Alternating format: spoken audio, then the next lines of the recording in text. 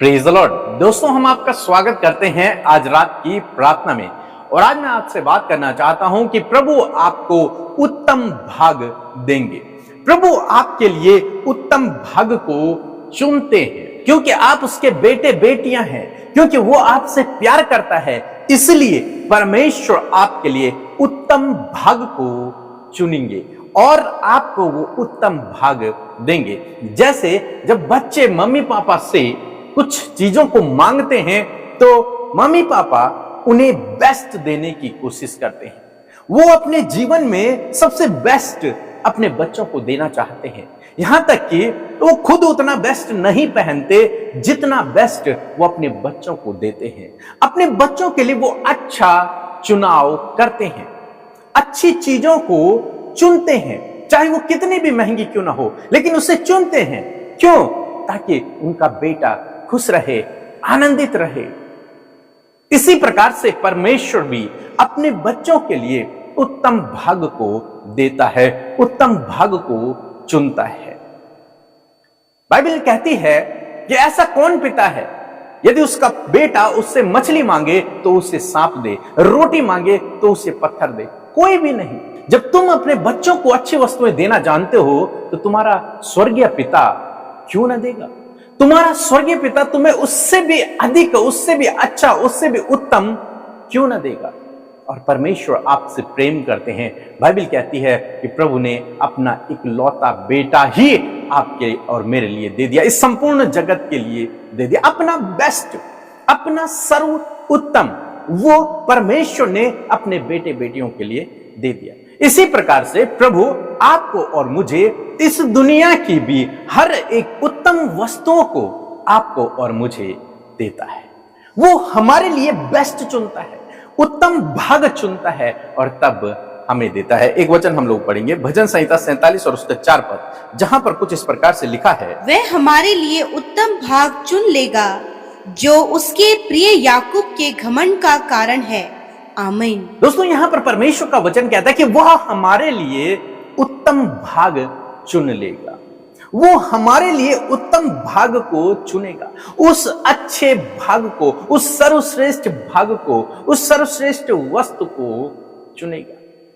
कई बार जीवन में ऐसा होता है जब मनुष्य स्वयं से चुनते हैं, और बहुत सारे ऐसे लोग हैं। बाइबल में हम कुछ उदाहरणों को देखते हैं।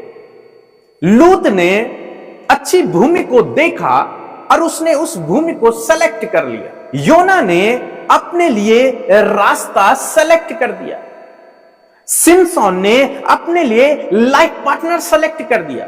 अपने आप से, अपने पर निर्भर रहकर उन्होंने अपने अपने लिए चुनाव कर लिया। और अच्छी बात है, चुनाव करना गलत बात नहीं है। उन्होंने डिसीजन लिए अपने जीवन में, उन्होंने चुनाव किए अपने जीवन में।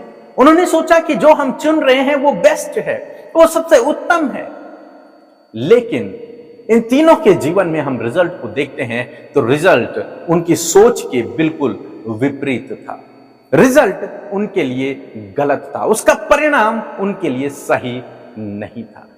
दूसरी तरफ कुछ लोग ऐसे होते हैं जो अपने आप से निर्णय नहीं लेते, बल्कि वो निर्णय लेने से पहले परमेश्वर से पूछते हैं, परमेश्वर की सलाह लेते हैं, या फिर वो परमेश्वर को निर्णय लेने देते हैं। प्रभु, आप मेरे जीवन का निर्णय लें, आप मुझे गाइड करें, आप मेरे लिए रास्ता चुनें, आप मुझे सही रास्ते पर ले जाएं।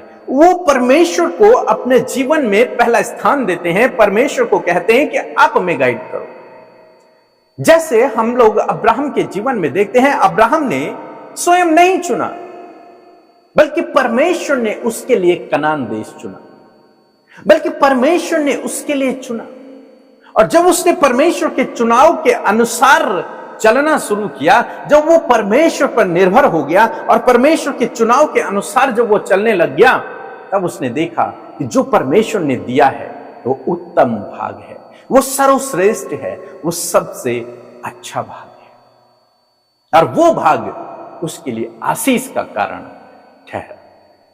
हम लोग देखते हैं मूसा के जीवन में, मूसा के लिए भी परमेश्वर ने चुना कि तू मिस्र जा और इजरायलियों को छुड़ा। वो काम परमेश्वर ने चुना मूसा के लिए, और जब वो परमेश्वर पर निर्भर रहकर उसने उस काम को किया तो वो प्रतिष्ठित हुआ, सफल हुआ।